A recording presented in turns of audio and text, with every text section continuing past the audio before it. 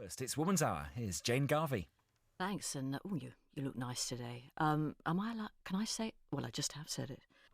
Let's start then with the Twitter storm of the week, which began on LinkedIn. Let's face it, the business networking site is not always the most pulsating place in cyberspace, but it's had a fair bit of publicity this week. A 27-year-old barrister was contacted by a 57-year-old lawyer who worried that he was being, to quote him, outrageously politically incorrect, but wanted her to know that he thought her profile pic was stunning.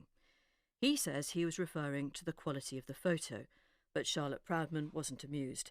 She called his behaviour offensive and said she wasn't on LinkedIn to be objectified by sexist men.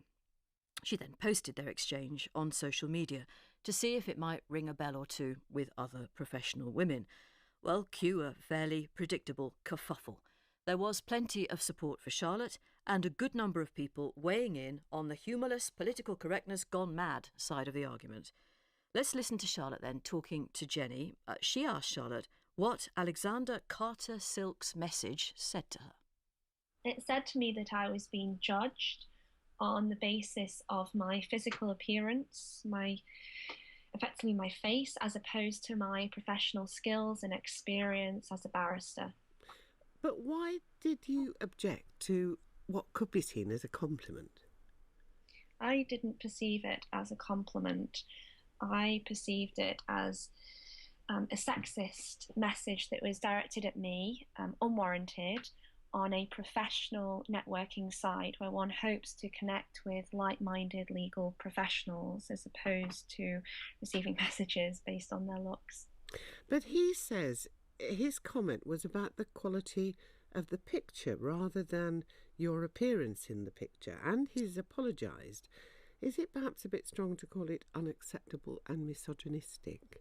Well, in the first instance, in relation to the quality of the photograph, surely in that case one would expect him to be a little bit clearer then in the purpose of the message, and certainly that would not be horrendously politically incorrect, one would think.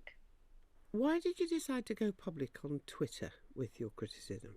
I wanted to see how many other women had experienced sexism in professional spaces, whether online or in the workplace. And I've been overwhelmed with the numbers of tweets and emails I've received from women who are sharing their own experiences and stories of sexism, everyday sexism.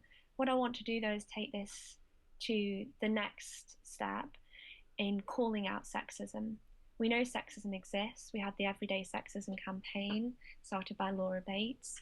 Now I think it's important that we collectively call this out, men and women, in supporting each other. And I've been encouraged by men who have sent me very supportive messages, particularly those from the bar. Now, he's a much older man than you. How significant do you think his age is? Would a younger man have made such a comment? For me, this is about the power dynamic, because it's not only somebody who is older, which is something I point out in the message because of that, but it is also about somebody in a very senior legal position. And to call somebody out who is a senior legal professional, one has to consider the ramifications on their legal career. And some people have considered it career suicide. And I think that this shows the difficulties women have in calling out that sexism because of the vitriol and the backlash that we receive as a result. And it prevents women from taking a stand, making a change. It is being said in some quarters that you have ruined your career. How worried are you that that may well be the case? Of course I am worried. And it just shows the difficulty that women have in calling out sexism, because this is the backlash that you'll receive. This is the end of your professional legal career. You've bitten the hand that feeds you, meaning you've bitten a solicitor's hand. You'll no longer receive legal instructions, so no longer receive legal cases, which in my view is a silencing mechanism. it prevents women from coming forward, reporting sexism or even sexual harassment at the other end. Many women have identified with this, not just on the basis of sexism, but on the basis of sexual harassment they've received in the workplace. It struck a chord with them as well. Well, that's Charlotte Proudman talking to Jenny. We'll talk now to Belinda Brown, who's a writer for the blog Conservative Woman, which isn't connected to the political party, and Louise Pennington, who's a feminist activist and writer. Louise is in our studio in Edinburgh this morning. Just very briefly, a couple of thoughts from you. Sabina says, if he's apologised, why was he put on Twitter trial? A lot of us don't consider it sexism. Another tweeter, why is the harassment of young men by females at work never discussed? Remember all those initiation ceremonies? From Grumps, Charlotte Proudman is right and people attacking her prove her point exactly. From Linda, I recently complimented a colleague on his new hipster beard. Clearly uncomfortable. Reminded him I'm gay, so no hidden agenda. All right, keep your thoughts coming at BBC Woman's Hour on Twitter. Louise Pennington, do you feel genuine sympathy for Charlotte Proudman? Because she stuck her head above the parapet and she's had quite a lot of stuff hurled at her since, hasn't she? Absolutely, and she's made it pretty clear in quite a few interviews, including that one with Jenny, that she knew in doing this that she was going to have this level of harassment. Some really quite horrific comments being made about her on Twitter. The responses from other lawyers are impacting her professional career as well. I mean, she's going to be losing income for having made this decision to stand up and say this isn't acceptable, it's not appropriate for you to approach someone on a professional site that you don't know to make a comment about their appearance and call them stunning. It's very different from being in a workplace and suggesting to the person sitting beside you, you know, I really like your dress today, I like your new haircut. There's a relationship there. Okay, perhaps we need a little definition maybe of what LinkedIn is. It's a very specific networking possibility, isn't it, for professional people? And there was actually, we should say, because this is what happened, that Charlotte contacted the man in question first. But that's not unreasonable. She's a barrister, he's a lawyer. Perfectly normal thing to do. Yes, absolutely. I mean, I have a LinkedIn profile. One of the best parts of it is the fact that you can access people's research and writing that's frequently behind paywalls or that's been published overseas so that it wouldn't appear in, say, British law journals. So, you know, these types of connections are very, very important on a global scale. And in particular, the kinds of cases that Proudman looks at, particularly her FGM work, that's a global requirement. Those kinds of professionals across the world, the women's organisations, other lawyers, she needs those connections in order to make sure that the FGM laws in the UK are implemented correctly. Right. But do you have any misgivings, Louise, about her taking this into the public sphere by publishing, in fact, their exchange on Twitter? Was that a reasonable thing to do? I do, because I support Proudman's statement about people learning to learn the consequences of their comments. Carter Smith, is at the top of his profession. There is going to be no real comeback on him. He is not going to lose his career. He won't be financially penalised in any way, shape or form for this. He is unlikely to be rebuked by his own offices. So all she has done is said, hey, look what this man has said. This isn't appropriate. And she's quite clearly said on a number of occasions that this isn't the first time this has happened. So she has publicised her experiences using one particular case study in which the man who sent these sexist comments is unlikely to have any negative repercussions. Right. Well, let's bring in Louise Pennington. What are your concerns? Sorry, I apologise, Louise. Let's bring in Belinda. What are your concerns, Belinda, about what Charlotte Proudman did, and indeed about what Louise has just said? There are many. First of all, I think it's very mistaken to think that just because a man finds your picture attractive or even you attractive, he is unable to completely separate that from professional conduct with you. I think those are two very separate things, to find someone attractive and to actually let that influence your opinion. I mean, he mentioned his own daughter as being attractive, and yet obviously he has no interest in her. So I think we have to respect that men are perfectly capable of separating out these things, and feminism persistently ignores that in order to vilify men. Secondly, we also need to pay attention to the fact that she has put a photo of herself looking as enticing as she possibly can on her Twitter account. Why has she done this? Now, if we go back to Catherine Hacking... Okay, so can I just... It's nothing to do with her Twitter account. That was her LinkedIn public profile picture. Sorry, and I think picture, enticing is a slightly odd choice of adjective, if you don't mind me saying so. Well, she has put a photo on her LinkedIn account of herself looking as attractive as she possibly can. And I think we have to remember... We all? Yes, and why do we do this? We do this because it helps us in our professional life. Both men do and it too. women, yes. Both men and women do it because being attractive actually helps you. Statistics show that more attractive people are more likely to be promoted, and therefore we do it.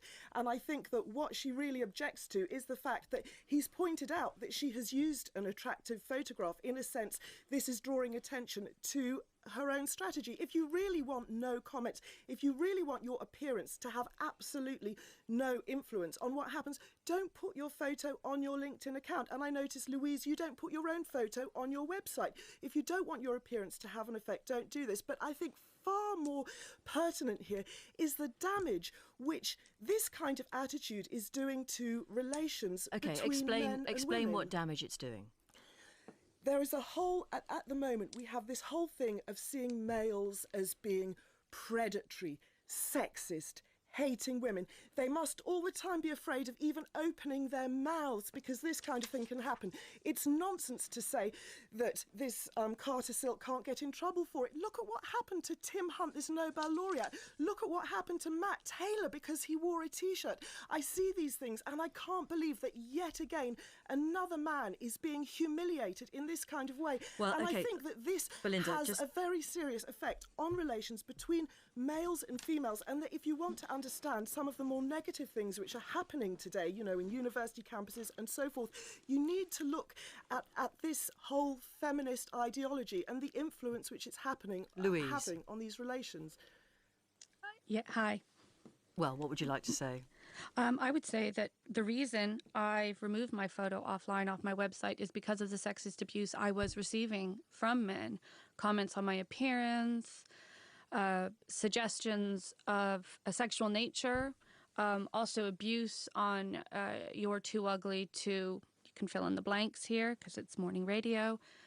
So I've made a choice to take that offline because I'm getting bored of having to deal consistently with that kind of behavior. And you'll find that most women online, I do find this idea that feminism is responsible for men having a bad time when they behave badly is quite silly, actually. The point of the feminist movement is to ensure that women and children and other men, because, you know, this type of behavior affects gay men as well, can live their lives without dealing with sexist abuse on a daily basis.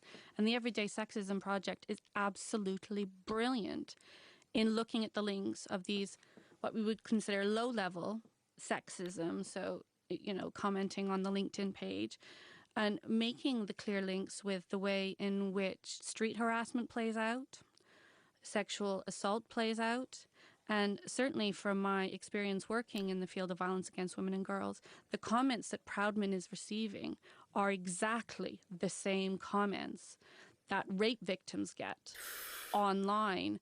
Well, the idea that, you put yourself out there, you're enticing them with your appearance. Well, let's put that point. I take you. We just don't have a huge amount of time, Louise, as you'll appreciate. So, Belinda, just respond to that. I think that's really offensive to rape victims, to kind of make some association between this kind of comment. I think it's really unfortunate that feminism is teaching women to perceive absolutely harmless comments as equivalent to harassment, rape, to make these associations between what is really just an innocent, harmless remark, and it's teaching women to interpret this in the worst possible way. And I think this is having a negative effect on our relations with men. And I think we really do, men must start to be anxious about women. I think I think men must start to be anxious about women. No, I think that, they can't just be themselves. If you're a male, you've got to be constantly alert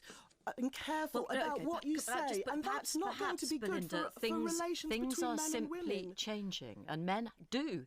Perhaps many women and many mothers of young daughters would like men to moderate or change their behaviour. What's wrong with that? I think that actually the consequence of this is that feminists are, in a sense, creating the very monster which they claimed existed. By talking about men like this, they're making men feel angry with women. They're creating alienation from women. And if you really, I'm a mother of a daughter, and what I would be concerned about, I think that it's actually that this kind of approach is actually having a very detrimental effect on relations between men and women, and it's having a more negative effect. I mean, if you look at it, as feminism increases in society, this bad behaviour is also going up. And I think we've really got to start realising that men are all right. They're not predatory. They are separating these kinds of comments. Anyone would try and tell you that men were not all right. I think we'll round it up there. But thank you very much indeed, Belinda Brown, who writes for the Conservative Woman blog. And you also heard from Louise Pennington, who's a feminist activist and writer. She was in our studio in Edinburgh. Thank you very much for all the tweets. Keep them coming. At BBC Woman's Hour is the place to contact us, or you can do it, of course, via the website bbc.co.uk/radio4/Woman's Hour.